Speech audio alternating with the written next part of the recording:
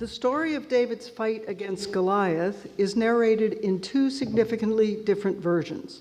32 verses in many manuscripts of the Greek Septuagint text and 58 verses in manuscripts belonging to the Masoretic tradition. In addition, 2 Samuel 21:19, which forms part of a closing appendix to the books of Samuel, attributes the slaying of Goliath to someone named Elhanan ben Yaareh Oragim. Given that the books of Samuel were a single composition, how are we to account for this inconsistency? The author of 1 Chronicles 20, verse 5, has noted it and tried to remedy the perceived problem through harmonization by having Elhanan, the son of Yair, kill Goliath's brother, Lachmi. This story of the killing of Goliath offers an excellent case study that can provide insight into how the same set of facts can be given different interpretations on the basis of one set of starting assumptions, use of methods that go with that, from the perspectives of orality, scribalism, and cultural memory. So we'll begin with orality. Recognition that portions of the biblical text likely derive from oral tradition has been widespread for over a century, since Hermann Gunkel's Study of Folk Tales in the Hebrew Bible, written in 1917, which we already have had a nice summary of.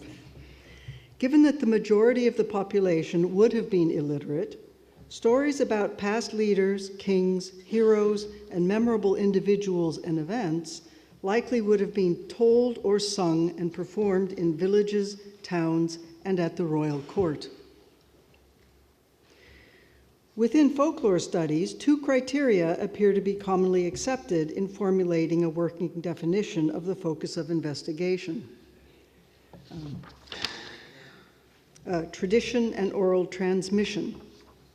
As summarized by Patricia Kirkpatrick, who also was summarized in Jean-Louis' paper, the understanding of transmission has shifted over time within the discipline to emphasize less a process where a pure oral text has been handed down uninfluenced by the written word, to a process that includes the inevitable interchange between oral and written forms of communication, and also to tradition as a dynamic force that is continually updated and expressed in mixed media within a given community, which includes ones in industrial and urbanized settings.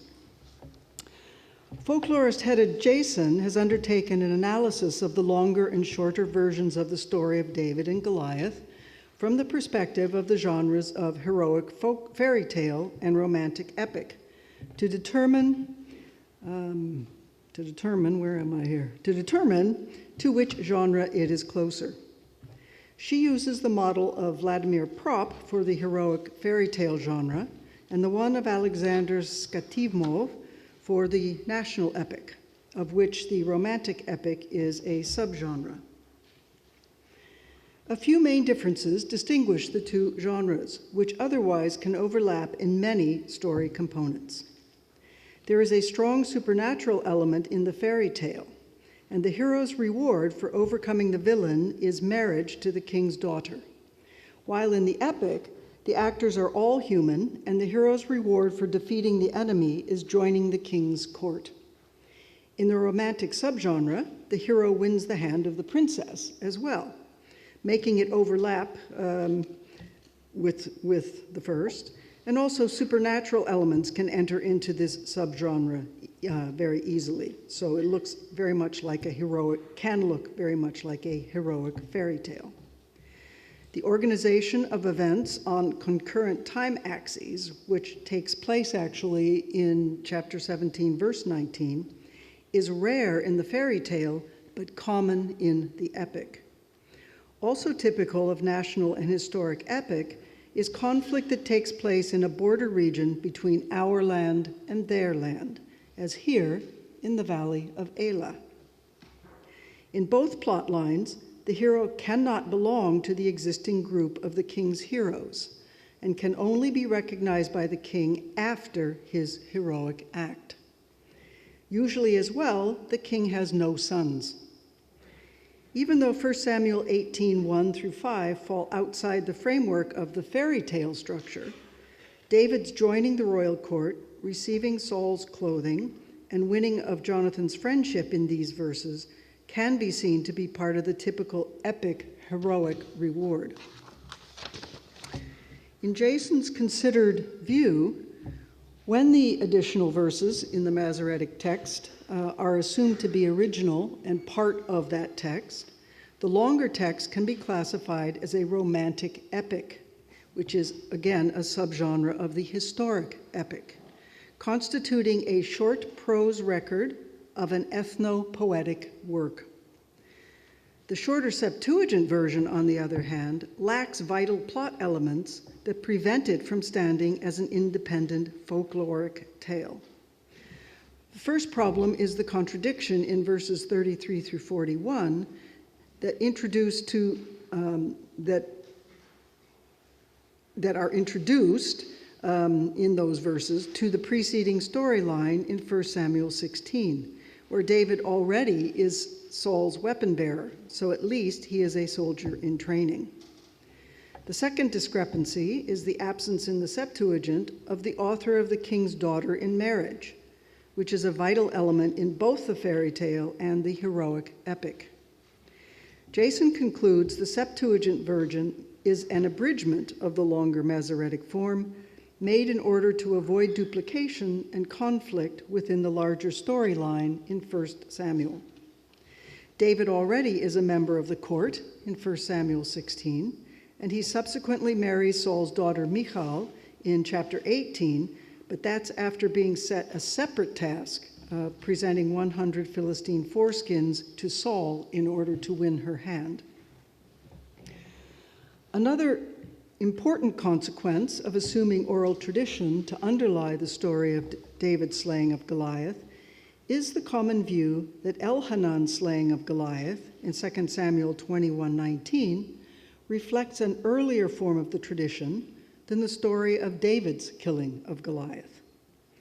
It is recognized in folklore and oral tradition that feats tend to be transferred from lesser individuals to well-known ones over time. Both warriors were remembered to have been from Bethlehem, providing a possible common point facilitating the transfer of the story in a process Benjamin Griffin has called narrative drift. Some seek an alternate solution to the problem that two different individuals are credited with slaying Goliath by proposing that Elhanan was David's given birth name before he was crowned and gained a new throne name. They seem to be grasping at straws, however. David is the son of Jesse, and Elhanan the son of Yaareh-Oragim or Yaari. These two are meant to be two separate individuals, even if, as already noted, they share in common a connection to the town of Bethlehem. 2. Scribalism. There have been many studies of scribal education and techniques in ancient Judah and Yehud. Although little definitive is known about scribal training due to a lack of evidence, it is widely acknowledged that the authors of the biblical text would have drawn on oral tradition, as well as archival material, would have used set literary patterns, type scenes, stock characters, as well as their own imagination and ideology to produce the texts before us. In addition, it is a standard assumption that the current final forms of these books include further modifications arising from deliberate editorial work that included additions, alterations, and inadvertent scribal errors in copying over the centuries, which extant manuscripts demonstrate. The identification of underlying oral tradition is not, however, a simple, straightforward task, as we have seen already. Many of the techniques used in the composition of orally delivered stories, sagas, and epics are used to good effect in composing literature. And as pointed out by Susan Neidich, we also just heard a little about, The various compositions in the Hebrew Bible reflect traits typically associated with orally composed works, even if it cannot be proven that they were composed orally. Oral and written composition form a continuum. There have been two approaches used to account for the two different forms of the story of David and Goliath. Either the Septuagint represents an earlier form of the story that was expanded to yield the present Masoretic text, or the Masoretic text contains an earlier form of the story that was cut back to create the shorter version found in the Greek. The view that the Septuagint preserves the earlier form has been most popular among scholars, who cite the tendency of text to be expanded over time by scribes and copyists. Different schemes have been proposed to account for an initial expansion of the short form of the story, with one or more subsequent smaller additions. It is common to suggest that a second independent version of the story has been inserted somewhat clumsily into the Septuagint version to produce the current Masoretic form. Advocates of this dominant understanding, however, have not provided an adequate explanation for why scribes would have introduced deliberate contradictions into the larger storyline of the book of Samuel. Many seem to assume that a desire to preserve a variant form of the story would have outweighed any concern for literary coherence in the larger story about David's career in 1st and 2nd Samuel. In the Masoretic story, David is not Saul's weapons bearer or musician, even though he has taken on positions in the both of those positions in the immediately preceding chapter 16 and their explanations of how each came about.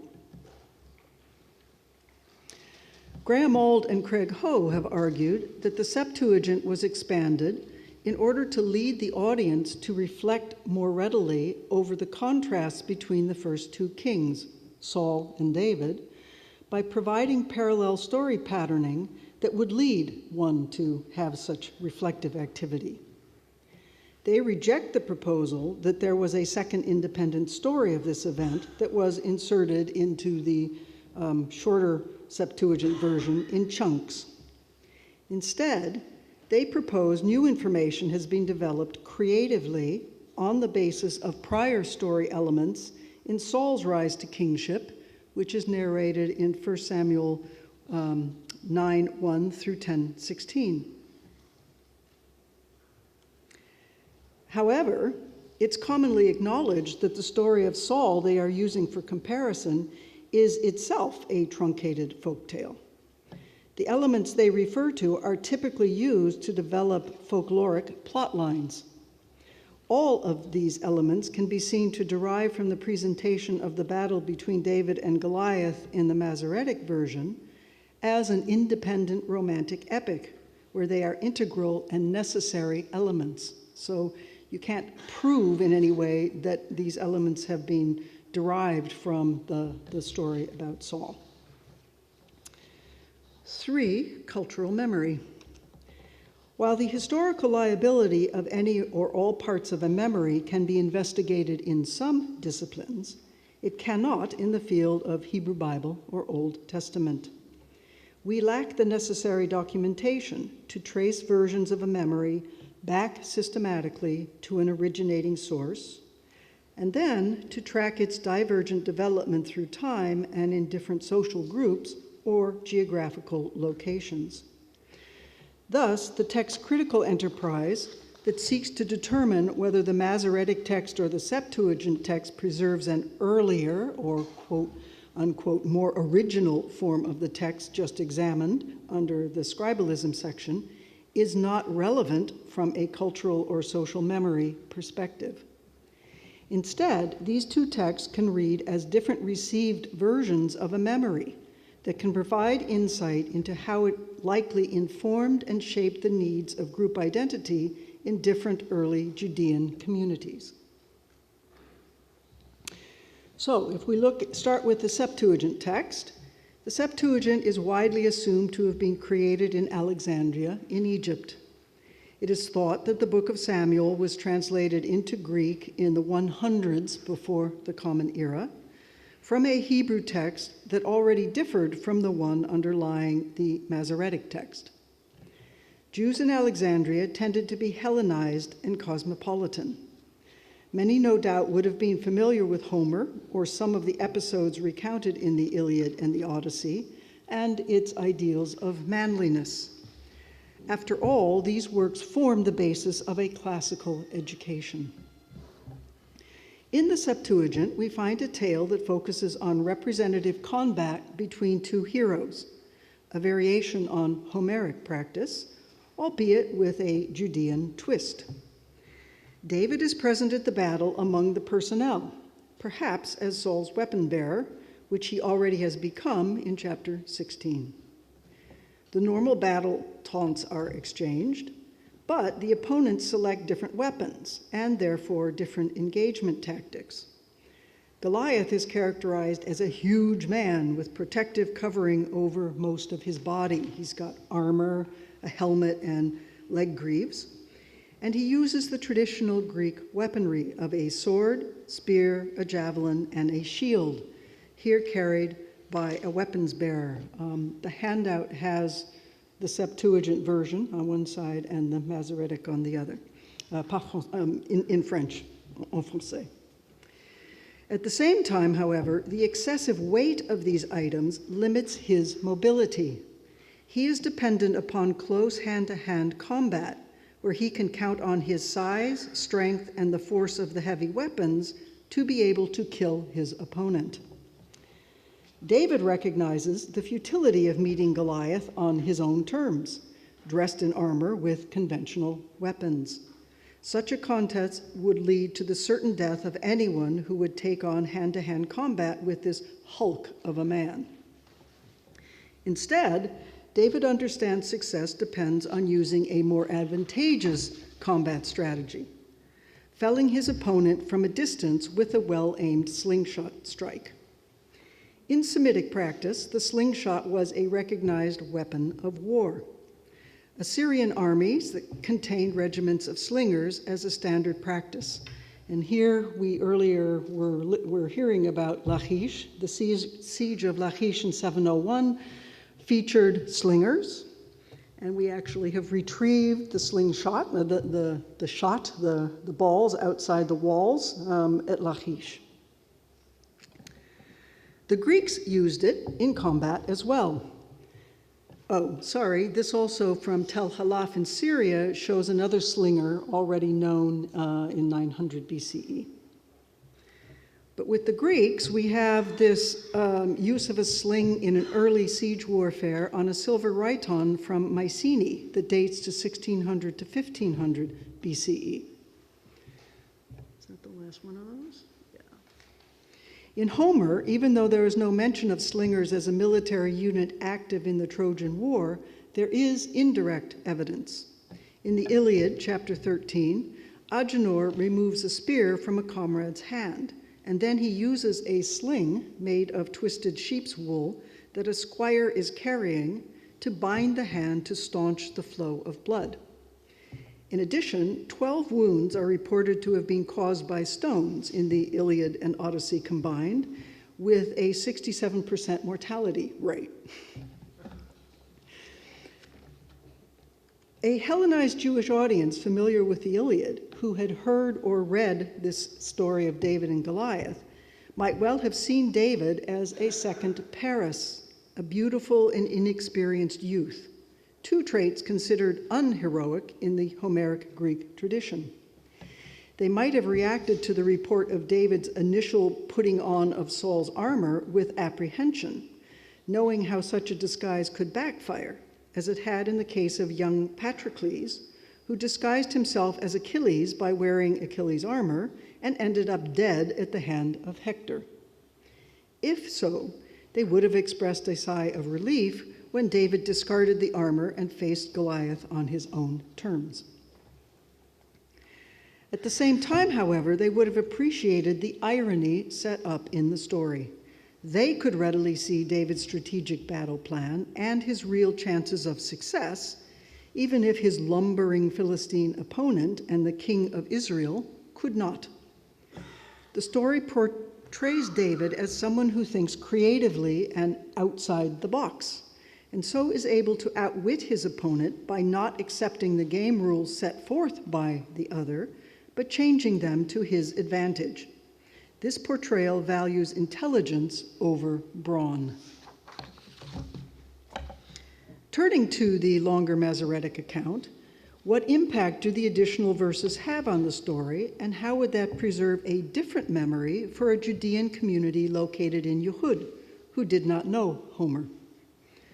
Their lack of familiarity with the scenes of one-to-one combats in the Iliad would not have precluded their appraisal of the strengths and weaknesses of the two styles of fighting, and seeing that David was not foolhardy in taking on Goliath.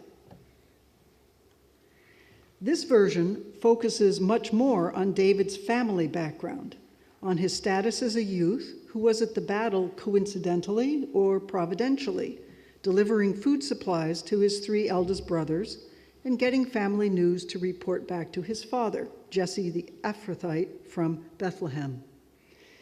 If read as a self-contained unit, the story introduces David as a new character and provides the set of 3 rewards as an incentive for his being willing to take on Goliath: wealth, marriage to one of Saul's daughters, and a tax-free status. The narrator has Saul send for David, which is consistent with the requirement in both a romantic epic and a heroic fairy tale that the young hero should not be part of the king's court, but a total outsider. Note that no rewards are contained in the Greek version. Eliab's characterization of David as being overly presumptuous or overconfident, zadon, and having evil or bad thoughts in his heart would be intended to portray David as perhaps a thrill-seeking daredevil type. David's confidence that Yahweh will protect him would then illustrate his overconfidence more generally, which his elder brother finds objectionable. His delivery of Goliath's head to Saul afterward is a further detail consistent with his confident cockiness. The summarizing verse 50 highlights David as an Israelite hero whose strategic thinking and confidence allowed him to perform the first of many heroic feats. Oh, well, sorry, I'm off by one. We just described that. Okay.